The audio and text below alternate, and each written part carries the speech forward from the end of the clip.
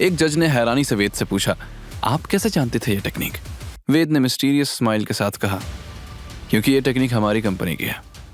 R K industries ने ये special cork design develop किया है अपनी प्रीमियम मेडिसिनल वाइन के लिए। ये सुनकर सभी ने हैरानी से वेद की तरफ देखा। तभी रितेश हड़बड़ा कर बोला, नो, ये हमारी टेक्नोलॉजी है। वेद ने रितेश की आंखों में आंखें डालकर पूछा, रियली? तो फिर आप इसे ओपन क्यों नहीं कर पा रहे थे? अगर ये आपकी अपनी टेक्नोलॉजी है तो आपको तो बेहतर पता होना चाहिए था। एक जज ने सस्पिशियस टोन में रितेश से पूछा, दिस इज क्वाइट स्ट्रेंज, आप अपने ही प्रोडक्ट का मैकेनिज्म नहीं जानते। रितेश डेस्परेटली बोला, सर एक्चुअली हमारे टेक्निकल एक्सपर्ट यहां नहीं आ सके। वेद ने मजाकिया लहजे में कहा, but you are the company representative. खैर, वेद फिर जजेस और बाकी लोगों की तरफ देखकर आगे बोला, अगर आप लोग मेडिसिनल वाइन में इंटरेस्टेड हैं तो आरके इंडस्ट्रीज का बूथ विजिट कर सकते हैं। हमारे पास भी मेडिसिनल वाइन का ओरिजिनल वर्जन है, क्योंकि इनकी वाइन को पीने से आपकी तबीयत खराब हो सकती है। यह सुनकर रितेश और रुबीना का चेहरे का रंग उड़ गया। हमारी वाइन भी ओरिजिनल है और किसी को कुछ नहीं होगा, हमारी गारंटी है। वेद ने मिस्टीरियस स्माइल करते हुए कहा, ऑफ कोर्स कंपटीशन में सभी वाइन्स वैल्यूएबल है, लेकिन द बेस्ट वाइन विन। जजेस भी वेद की कंपनी का वाइन सैंपल टेस्ट करना चाहते थे, लेकिन तभी रुबीना ने तुरंत वाइन की बोतल से ग्लासेस में वाइन डालना शुरू किया और सभी मेडिसिनल वाइन की खुशबू से आकर्षित होकर वहीं रुक गए। ये देखकर वेद ने रितेश के करीब जाकर धीमी लेकिन धमकी भरी आवाज में कहा, अभी तक तुमने जो भी किया है उसका हिसाब किताब बाकी है, लेकिन यहां फेयर कंपटीशन होगी और जब सच सामने आएगा तो तुम्हारी सबरवाल कंपनी की पूरी रेपुटेशन धूल में मिल जाएगी। ये कहकर वेद वहां से चला गया, लेकिन रितेश ने तुरंत रुमाल निकालकर अपना पसीना पोंछा और मन ही मन बड़बड़ाया, बड़ा खतरनाक आदमी है ये तो, लेकिन कुछ कर नहीं पाएगा। हमारी वाइन टेस्ट करने के बाद कोई यकीन नहीं करेगा कि इसकी वाइन रियल है। इधर मानव, सीमा और माही ने बेसिक सेटअप कर दिया था। तभी मानव ने फ्रस्ट्रेटेड वॉइस में कहा, वेद ने खुद अपने पैर पर कुल्हाड़ी मार ली है। सैंपल की बोतल उन्हें ओपन करके दे दी। अब सबरवाल के लोग हमारा ही सैंपल यूज कर रहे हैं और हमसे ही कम्पीट कर रहे हैं। ऊपर से सबने पहले उनका सैंपल टेस्ट किया है। माही उदास सा चेहरा लिए बोली, शायद हमें विड्रॉ कर देना चाहिए। इस हालत में पार्टिसिपेट करना और एम्बैरेसिंग होगा। लोग सबरवाल कंपनी के मेडिसिनल वाइन की तारीफों के पुल बांध रहे थे, लेकिन ये सब देखकर माही, सीमा और मानव का मूड बहुत खराब था और उन तीनों को वेद पर भी गुस्सा आ रहा था, जिसने खुद जाकर सबरवाल कंपनी के रिप्रेजेंटेटिव्स की बॉटल्स ओपन करने में हेल्प की थी। आखिर सीमा से रहा नहीं गया। वेद चुपचाप कोने में खड़ा हल्की मुस्कान लिए सब देख रहा था। तभी सीमा उसके पास आकर धीमी आवाज में तंज कसते हुए कही, वेद सर, आपने ये क्या किया? उन्होंने हमारी वाइन चुराई और आपने खुद बॉटल खोलकर दे दी, और अब यहां खड़े क्यों हैं? क्या इनकी प्राइस गिनने में हेल्प करेंगे? अब अभी उसकी बात पूरी भी नहीं हुई थी कि अचानक चीखने चिल्लाने की आवाजें गूंजने लगी। जिन्होंने अभी अभी सबरवाल इंडस्ट्रीज की वाइन पी थी वो सब उल्टियां करने लगे। क्या मिला था इनके वाइन में? अरे कुछ तो गड़बड़ है। खुशबू तो अच्छी थी, लेकिन वाइन पीते ही उल्टी आ रही है। ये देखकर सबरवाल के वो दोनों रिप्रेजेंटेटिव्स हक्के बक्के रह गए और तुरंत सफाई देते हुए बोले, आप लोगों ने कुछ उल्टा सीधा खाया होगा, ये सब हमारी वाइन की वजह से नहीं है। लेकिन लोग उन्हें तरह तरह की बातें सुनाने लगे। सीमा भी हैरान थी। तभी उसने लोगों को बातें करते सुना और फिर उसने वेद से धीरे से कहा, ये लोग कह रहे हैं कि वाइन में खुशबू तो थी पर स्वाद बिल्कुल पानी जैसा। वेद सर, आपको पहले से पता था ना? तभी आपने इतनी आसानी से बोतल खोलकर दे दी। ये आपका ही प्लान था।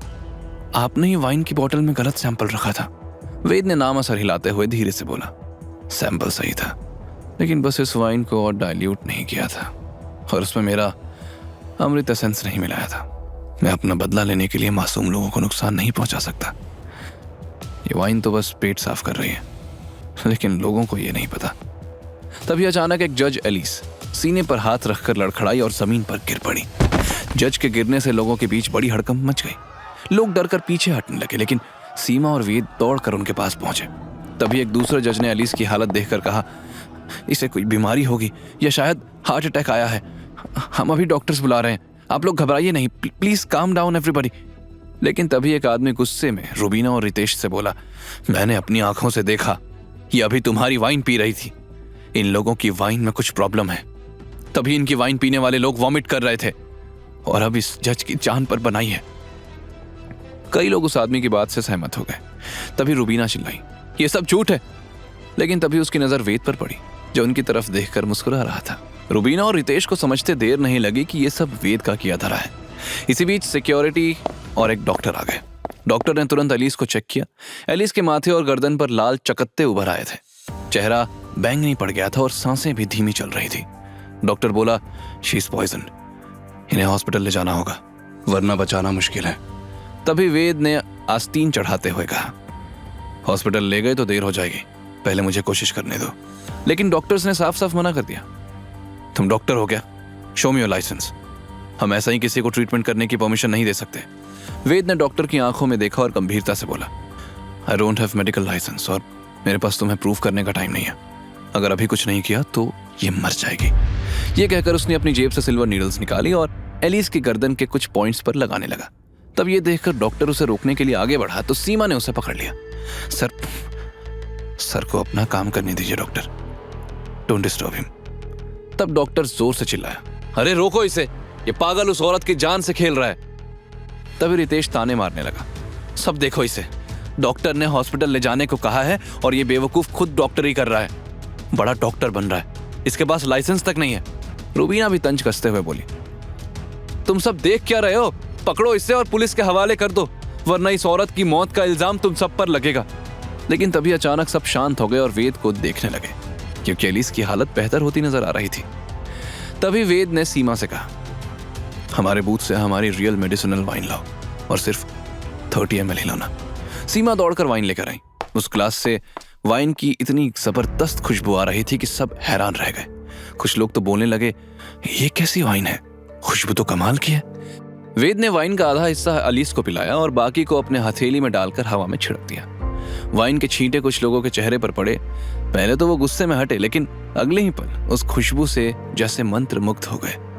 वहीं जमीन पर पड़ी एलिस ने गहरी सांस ली तो वेद ने झुककर उसके गर्दन से आखिरी निडल धीरे से निकाली। निडल निकलते ही एलिस ने आंखें खोली, उसकी सांसें सामान्य हो गई थी। भीड़ ये देखकर तालियां बजाने लगी। डॉक्टर ने हैरानी से वेद की तरफ देखा और थम्स अप करते हुए कहा, wow, you are a brilliant doctor mister. Alice उठकर बैठी और हैरानी से चारों तरफ देखने लगी। तब एक दूसरे जज ने उससे कहा, तुम बेहोश हो गई थी, अगर ये तुम्हें ना बचाते तो शायद। एलिस ने डरते हुए वेद की ओर देखा और बोली, थैंक यू, आपने मेरी जान बचाई। हाँ, अब याद आया, मैंने सबरवाल इंडस्ट्रीज की वाइन टेस्ट की, उसके बाद ही मुझे सांस लेने में तकलीफ होने लगी। तब वेद ने कहा, शायद तुम्हें इस वाइन के किसी इंग्रेडिएंट से एलर्जी थी जिससे सांस रुकने लगी। एलिस ने सर हिलाया, हाँ, मुझे कुछ चीजों से एलर्जी है। वेद ने सामने रखी सबरवाल की बोतल की ओर इशारा किया। इसमें जौ और शकरकंद जैसे इंग्रेडिएंट्स हैं जो एलर्जी ट्रिगर कर सकते हैं। आगे की कहानी जानने के लिए देखें अगला एपिसोड सिर्फ पॉकेट एफएम के यूट्यूब चैनल पर, और के फॉर किंग के सारे एपिसोड्स को सुनने के लिए डिस्क्रिप्शन में दी लिंक से डाउनलोड करें पॉकेट एफएम ऐप।